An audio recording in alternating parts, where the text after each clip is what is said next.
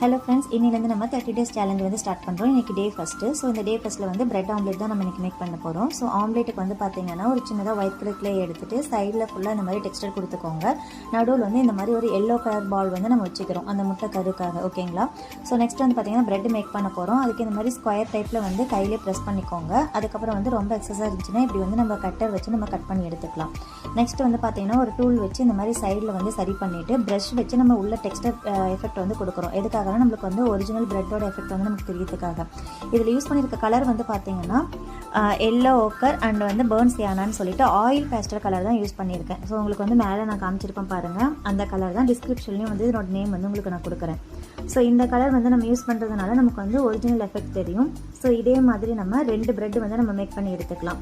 தென் இந்த மாதிரி சைடில் வந்து பார்த்தீங்கன்னா கொஞ்சம் இந்த டார்க் கலர் வந்து பேர்ன் சியானா இருக்குது இல்லைங்களா, அந்த டார்க் கலர் வந்து இந்த மாதிரி சைடில் கொடுத்து எடுத்துக்கோங்க.